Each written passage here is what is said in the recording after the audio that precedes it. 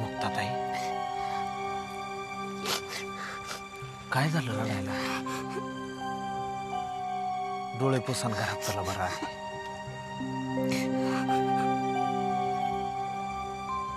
कोणी पाहिलं तर काय म्हणतील लोक? बरं दिसत नाही असं. चला बरं घरात आधी.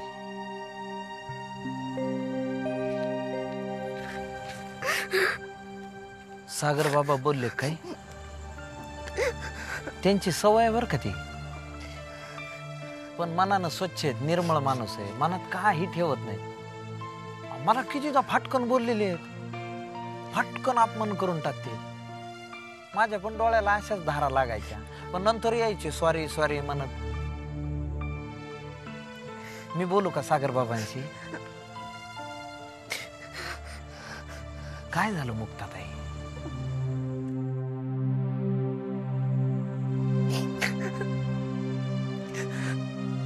जीवा, माझं चुकतंय. मी कशी वागू ना, माझं मलाच कळत नाही. कोणाशी बोलू मला हेही समजत नाही.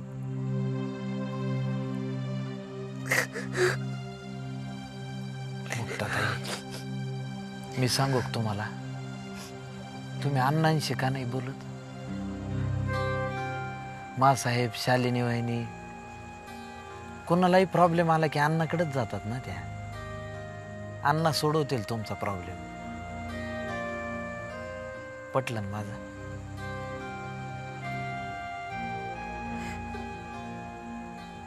एकदा बोला अण्णांशी.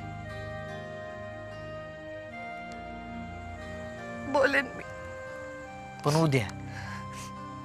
आता झोपायला चला, घरात चला आधी. चला चला चला.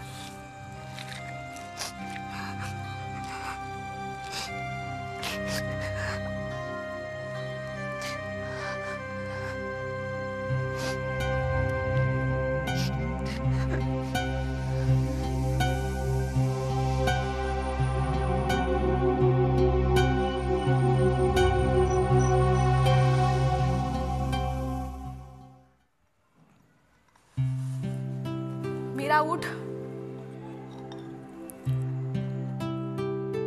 मीरा चहा गार होतोय, चल उठ लवकर.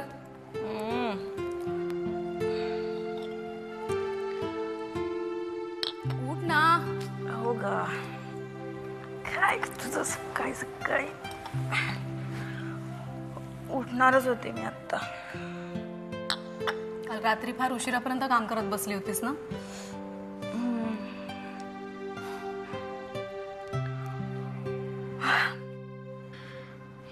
त्याची सगळी एक गंमतच आहे. काल मी इंटरव्ह्यूला गेले होते ना, तिथे त्यांनी मला एक असाइनमेंट दिली. जॉब मिळाला तुला? नाही, जॉब नाही मिळाला, पण त्यांनी जी मला असाइनमेंट दिली ना, ती जर मी कंप्लीट केली आणि जर ती त्यांना आवडली तर मग मला जॉब मिळणार. म्हणजे तोपर्यंत तू त्यांच्याकडे फुकटच काम करणार आहेस? नाही नाही, फुकट नाही काही. जॉब मिळो नाही तर न मिळो, तुझ्या कामाचे पैसे तुला मिळतील, असं त्या सिद्धार्थ कामतनी स्पष्टपणे सांगितलं मला. कोण म्हणालीस? सिद्धार्थ कामत, टॉरस ॲड एजन्सीचा MD आणि मालक. नमुनेदार माणूस आहे तो. सिद्धार्थ कामत? अगं तो ॲडवर्ड मधला सगळ्यात मोठा स्टार आहे. देशादेशातून त्याला भरपूर बक्षिसं सुद्धा मिळाली आहेत. हो? शिवाय त्याच्या लाईफस्टाईलमुळे तो इथे सतत पेज 3 मध्ये सुद्धा झळकत असतो. अरे बापरे, एवढ्या मोठ्या माणसानं मला अशी एका फटक्यात असाइनमेंट कशी काय दिली? अगं म्हणजे मग त्याच्या अपेक्षांचं स्टँडर्ड पण हाय असणार ग. मग असू दे ना, पण तू तुझ्या कामाचं स्टँडर्ड कमी नको करून घेऊस. हो, म्हणजे मग काय करायचं ते सांगाल? तू तुझी असाइनमेंट मनापासून पूर्ण कर. All the best. Thank you. Bye bye. आणि हो, मी गेल्यावर परत झोपू नकोस. नाही, चहा थंड होतोय. Yes madam. Bye bye.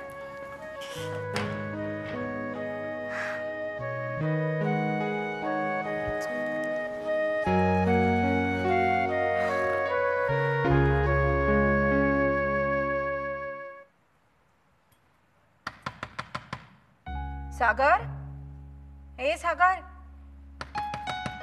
Mukta, अरे उठलात का तुम्ही? एक मिनिट आई, उघडतो.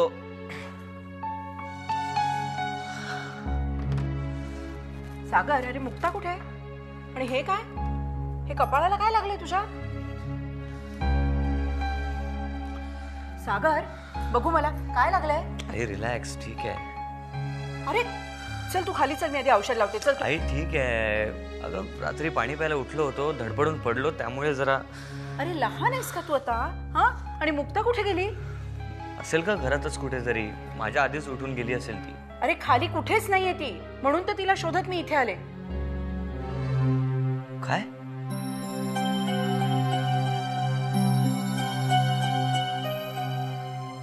मुक्ता नाहीये कुठे? कुठे गेली असेल ती?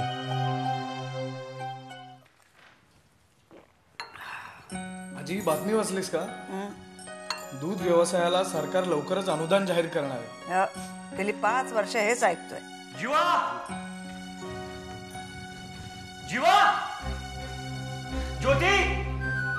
काय झालं सागर? आजी, मुक्ताला बघितलंस? नाही, सकाळपासून दिसलेच नाहीत आम्हाला कुठे. तू बघितलंस का मुक्ताला? नाही, काय झालं? अगं सकाळपासून मी घरभर शोधते तिला, कुठेच दिसत नाहीये ती. असं काय करताय? एवढं मोठं घर आहे, असतील कुठेतरी. तुमच्या हाका ऐकू गेल्या नसतील त्यांना.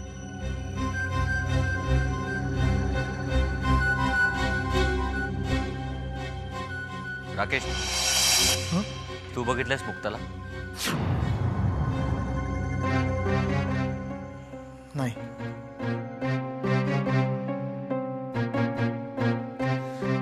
मुक्ता, मुक्ता. सागर, तू थांब, मी बघतो. एक मिनिट, मी पण येतो तुझ्या बरोबर. अरे काय चाललंय तुमचं? असतील ना अंगणातच कुठेतरी फुलं बिलं तोडत. नाही पण मा, देवपूजा तिची सकाळीच झाली होती. ठीक आहे, आम्ही शोधतो तिला. चल रे.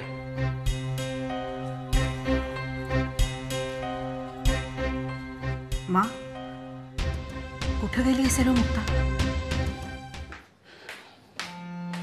ताई, ताई, अगं मुक्ताचा काही फोन आला होता का?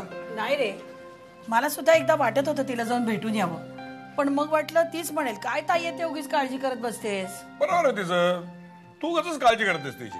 घ्या, आता तूच चौकशी करत होतास ना तिच्या फोनची. मी चौकशी केली, पण याचा अर्थ दरवेळी लांब लचक चेहरा करून बसलं पाहिजे असं काही नाहीये. अगं म्हणतात ना, no news is good news. हे मात्र खरं, सगळीकडे व्यवस्थित सगळं चांगलं चाललेलं असलं की कुणी एकमेकांना फोन करत नाही, पण तेच कुठं जरासं काही खुट्ट झालं, काही वाईट घडलं की मात्र लगेच एकमेकांना फोन येतात. आणि दुसरंही कारण आहे, अगं तिला चांगली मैत्रीण मिळाली असेल ना, राकेशची बायको ज्योती. खरंच रे, खरंच इतकी छान गोड स्वभावाची सरळ मुलगी आहे ना, अगदी आपल्या मुक्तासारखी. दोघींचं अगदी छान जमतं. एक्झॅक्टली, म्हणून त्यांच्या घरात फोन आला नाही याचा अर्थ सरदेसाईंच्या घरामध्ये सगळं आलबेल आहे. उगाच आपण कसं चेहरे लांबलच करायचे. मग काय करायचं? काय करायचं? मग करण्यासारख्या बऱ्याच गोष्टी आहेत. आज रविवार आहे, जेवणाचा बेट ठरवूया. मस्त मटण आणि वडे, डबावर मटण लेकीकडे पाठवूया. म्हणजे म्हणतोय फक्त दुसरे काहीतरी बेट करू, पण करायचा विचार आला की लेकीचा विचार काही जात नाही. म्हणजे काय? हॅलो हॅलो काका, मी सागर बोलतोय. मुक्ता आहे? नाही, मुक्ता नाही आली इकडे. का रे? नाही, काही सांगून गेली नाही ना, म्हणून विचारलं तुम्हाला. एनिवे, तुम्ही काळजी करू नका, मी बघतो काहीतरी. काळजी कसं करू नका? काळजी करू नका असं म्हणून काळजी थोडी थांबते. गेली केव्हा ती? तेच माहित नाहीये ना. मी एक काम करतो, तिच्या मैत्रिणींना फोन करून विचारतो. ओके, बरं ठीक, कळलं तर मला लगेच कळ. ठेवतो. मुक्ता न सांगताच कोणाकडे तरी गेली म्हणे. अरे परमेश्वरा. घे पाणी घे. कसे आहात हरी काका? मी बेस आहे एकदम. तू कशी आहेस? मजेत. वा वा, घरचे सगळे अगदी मजेत. गायत्री ताई कशा आहेत? त्याही मजेत आहेत. वा वा, नाही तू अगदी गायत्री ताईंवर गेलीस पण. ते पाणी पी की, पाणी पी. आज माझ्याकडे कसं काय येणं केलंस? काका थोडी चौकशी करायची होती चौकशी आणि माझ्याकडे कोणाबद्दल? मुक्ताबद्दल. आता मुक्ताताईंबद्दल चौकशी आणि माझ्याकडे काय करणार? नाही म्हणजे काका तसे तुम्ही मुक्ताला अगदी लहानपणापासून ओळखता. लग्नाआधी आणि लग्नानंतर मुक्तात तुम्हाला थोडा बदल जाणवतो? आता बदल म्हणजे काय? लगीन झाल्यावर पोरीमध्ये बदल होतोच की. नाही म्हणजे तसं नव्हतं म्हणायचं मला, पण सागर आणि मुक्ता म्हणजे काही अजिबात नाही समजा व्यवस्थित चाललेलं आहे. आणि काय माहिती का, थोड्या मोठ्यांच्या मोठ्या गोष्टी असत्या. माझ्यासारख्या गाडी माणसाने काहीतरी बोलायचं आणि उस गोंधळ व्हायचा. मला जेवढं माहिती आहे ना, समजा बेस सुखात चाललेले. बरं मी येऊ का? बंगल्यावर कामं पडली आहेत मला. तू यायचा अजून मधून, घरच्यांना नमस्कार सांगायचा. काय काहीतरी जाईना सांग नमस्कार सांगितल्या म्हणून. तरी मी येतो. येऊ का? या.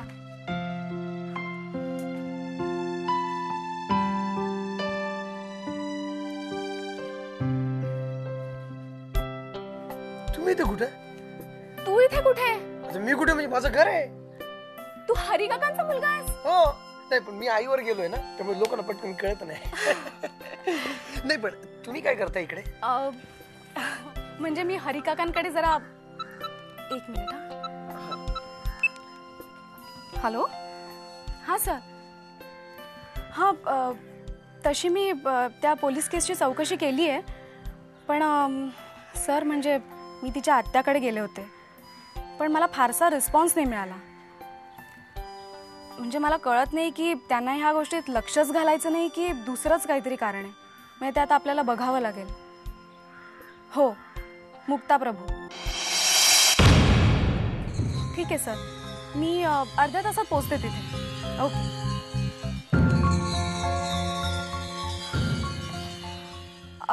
म्हणजे तू हरी काकांचा मुलगा आहेस? बरं. मी येत जाईन. हो बिंदास. हरी काकांना भेटायला. होय. येऊ? होय.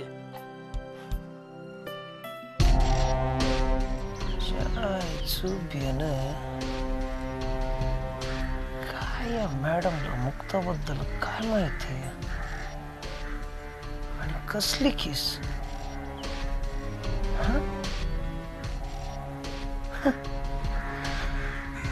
त्याच्या आईला काय जोडी आहे राव. सागर बाबांचं सिक्रेट आणि मुक्ताताईंची पोलीस केस.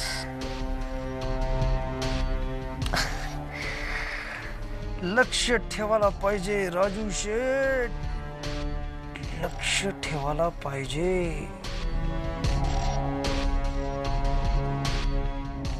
या मॅडमची दोस्ती वाढवायला पाहिजे.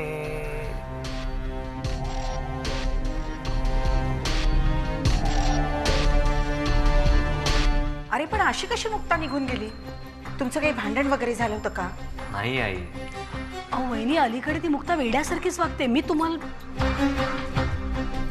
म्हणजे मला असं म्हणायचं की अलीकडे तिची तब्येत जरा नाही का? मेघना, आत्ता मुक्तांना शोधायची गरज आहे. त्यांच्यावर टीका करायची ही वेळ नाहीये. हो मा, म्हणजे मला हेच म्हणायचं की काही असलं तरी म्हणजे शोधाशोध तर करायलाच हवी ना आपल्याला.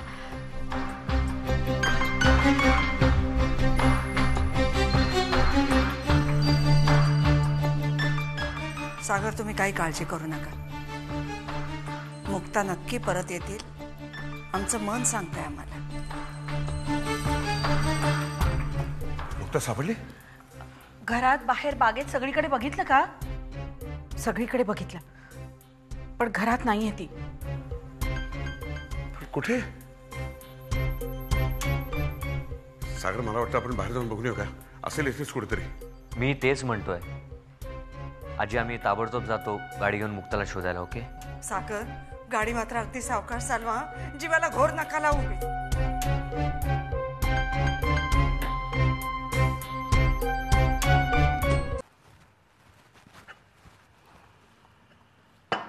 अरुण, अरुण, ब्रेकफास्ट तयार आहे.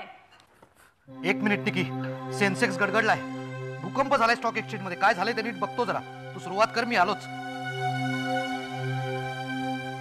अरुण, सकाळी उठल्यापासून शेअर्सचे भाव, कंपनीचा कॉन्ट्रॅक्ट, एवढेच विषय आहेत तुझ्याकडे माझ्याशी बोलायला? म्हणजे काय निकी, काय बोलू आणखी? घ्या, आता हे मीच सांगायचं. तुझ्याकडे काही विषयच उरले नाहीत माझ्याशी बोलायला? Nikki, what is your problem? Arun, इतके वर्ष तू तुझ्या कामामध्ये बिझी होतास, त्याबद्दल माझं काहीच म्हणणं नाही. मी देखील मुलींना मोठं करण्यात, घरातली कामं करण्यात स्वतःला गुंतवून घेतलं. अचानक दोन्ही मुली आपापल्या घरी गेल्या. खूप एकटं वाटतं रे. आता मला करण्यासारखं असं काहीच राहिलेलं नाहीये.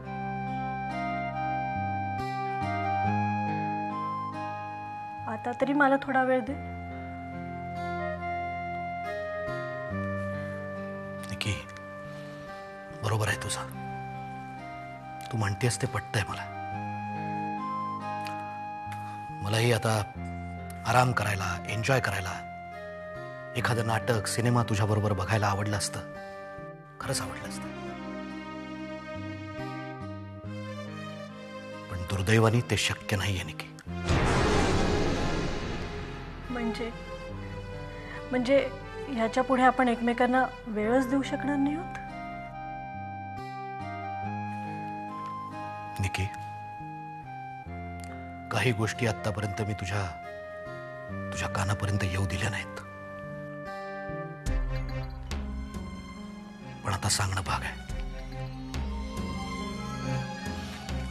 निकी, कंपनीत झालेला हा संप आणि त्यासाठी मला करावी लागलेली कॉम्प्रोमाइजेस, यामुळे परिस्थिती फार वाईट आहे. आता पुन्हा सगळं शून्यातून उभं करायचं आहे आपल्याला.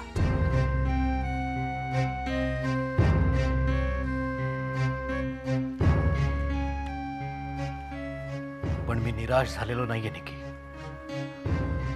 खचलेलो तर अजिबात नाही. मी तर म्हणेन की हा आयुष्याचा मध्यांतर आहे. पुन्हा एकदा नव्यानं डाव मांडायचा आणि जिद्दीने खेळून तो जिंकून दाखवायचा.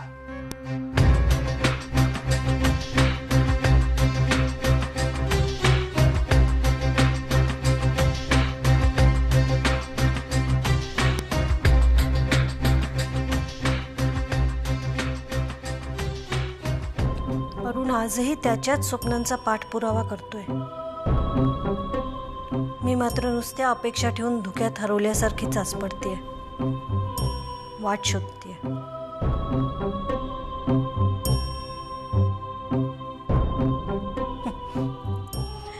शेवटी एकला चालो रे, हेच खरं.